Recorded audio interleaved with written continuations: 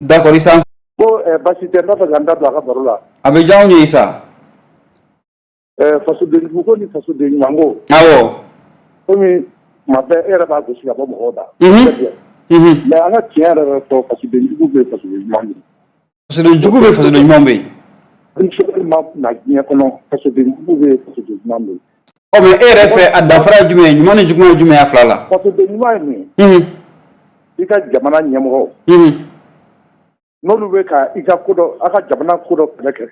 N'olu bɛ k'a ka jamana ko ka a kɛlɛ kɛ. U bɛ k'a ka intérêt défend. Awɔ. Donc i man ka kuma jugu f'u ma min bɛ se ka jugu ɲɛ don i la. Awɔ. Issa. O man ɲi. Issa. Awɔ. N'i y'o fɔ. Awɔ. Don min na IBK kun bɛ yen jamana ɲɛmɔgɔ kun tɛ Ala ka hinɛ la. Maaw ma bɔ k'a fɔ ko fanga ta cogo man ɲi est-ce que o don minnu bɔra o don an bɛ se k'a fɔ k'olu ye fasoden jugu ye wa. Parce que munna. A ye kuma jaabi fɔlɔ n bɛ fɛ k'o jaabi fɔlɔ n bɛ fɛ k'o de dɔn fɔlɔ. Awɔ e t'i jɔ. O ye o perepere tigi ye. IBK yɛrɛ filɛ nin ye IBK kun ka di maliyɛn bɛɛ ye. Ale ka élection n'a ɲɔgɔn élection ma deli ka kɛ Mali la. O kɛra. Ale ye mɔgɔw jigilatigɛ ye. An ka sɔrɔsiw sara. Awɔ. Ale ma kasi. Charlie Hebdo. Ale taara kasi fo k'a ɲɛji kɛ ka musari ɲini. D'accord. Ko dɔw bɛ a bɛ fasodenw tigɛ la quoi. Bon bɛɛ y'a dɔn k'a fɔ ko IBK tun bɛ ka Mali minɛ ka di Faransi ma. O de ye IBK yɛrɛ ka ko goya mɔgɔw ye. D'accord. Bari nin y'a faamu. Fasoden juguya ni fasoden ɲuman yɛrɛ fɛ n'i y'a jateminɛ. An ka politique mɔgɔw yɛrɛ de ye nin critiquer kosɛbɛ quoi. Awɔ. Umar e ne bɛ école kasi la ça c'est en matière de la promotion. E bɛ bɔ diplôme b'i bolo e tɛ baara sɔrɔ. I y'a mɛn. Ni ma tila kalan yɛrɛ la dɛ. Ne somɔgɔ ye politicien dɔrɔn u bɛ taa fo diplôme dilan ka di ne ma ka ne don. Alahu akibaru. A kɛlen bɛ ka armée fa. Hali école de médecine. Mali dɔgɔtɔrɔ bɛɛ i k'i ni da kɔrɔ k'a k'i opérer dɛ. Papier de b'a bolo ne dɔgɔtɔrɔ tɛ dɛ.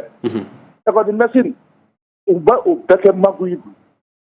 Mali yɛrɛ n'i ye Mali fɛn fɛn jateminɛ fonction publique ni fɛn ninnu a bɛɛ ye magu ye olu a bɛ taa fɔ ma ko fasoden ɲumanw yan.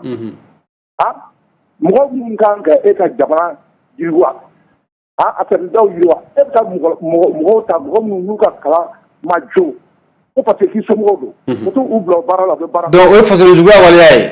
O ye fasoden juguya ye kɛ. D'accord donc n'o ye fasoden juguya ye bi bi in na an b'a dɔn pɛrɛ i yɛrɛ ka kuma fɔcogo la ko fasoden jugu fasoden ɲuman bɛ yen nɔ donc o bɛ na ni mɔgɔw fara-faralen ye ka bɔ ɲɔgɔn na bi e yɛrɛ fɛ fɛɛrɛ jumɛn bɛ se ka kɛ yalasa maliyɛnw ka se ka ɲɔgɔn sɔrɔ ka se ka ɲɔgɔn ye cogoya min na. Il faut que tout le monde prenne fo bɛɛ de ka hakili sɔrɔ. Awɔ. K'a fɔ an ka jamana bɛ yɔrɔ min na sisan. N'an m'a fara ɲɔgɔn kan. Awɔ. An bɛ kɛ jugu sago ye. An yɛrɛ dama ni ɲɔgɔn cɛ.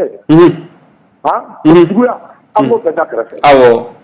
Ka faso ta k'o yanga. Baasi tɛ. An ko yaasa u bɛ se ka sauver cogo min. D'accord.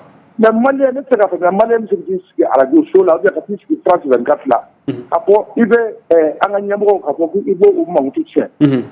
Tubabuw bɛ min nɔfɛ o de ye o. Tubabuw bɛ nkalon dira. O nkalon in ni i yɛrɛ ka jamana kɔnɔdenw sera k'o sɛbɛntiya dɔrɔn u bɛna bin i kan. O bala. Donc ne tɛ se k'a fɔ k'olu ye fasoden ɲuman ye. An bɛ sa an ka jamana nɔfɛ. Mais Issa. Est-ce que fasoden ɲumanya fana ye ka t'i sigi radio sanfɛ ou ka t'i sigi bɔlɔlɔsira ni fɛnw sanfɛ ka ko fɔ ka kuma fɔ ka fɔ jamana ɲɛmɔgɔw ye nin kɛ ka sɔrɔ suma ko dugumajɛ est-ce que o fana ye fasoden ɲumanya dɔ ye wa?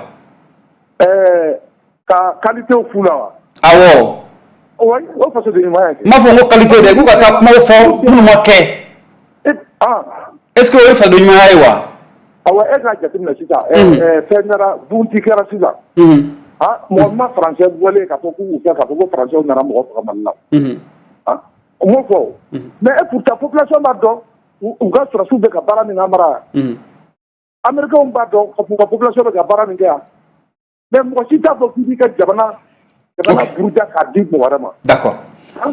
Issa wagati dafara ko wagati dafara Issa an b'i fo k'i barikada i ɲɛ ni Ala ma an ka jɔ juru jɔ n'an bɛ ɲɔgɔn sɔrɔ dɔn wɛrɛ Issa. Merci k'u kana baga Choguel ma. Baasi tɛ.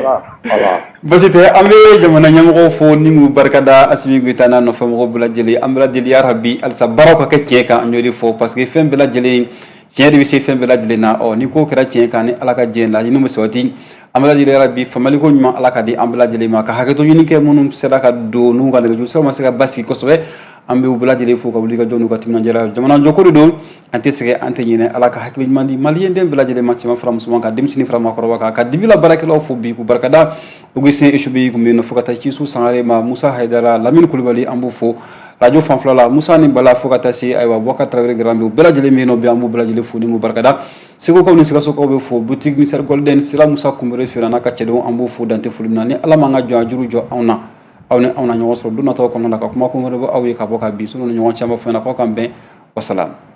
Ni aw ka jɛmukan di débat interactif du soir kuncɛlen ye a laseraw ma boutique Mr Golden fɛ ka bɔ Sira Musa Kumbere fɛ yen Kalabankura rue 44 nɛgɛjuru sira o ye 76 42 47 40. Dit à faux, le débat du soir interactif.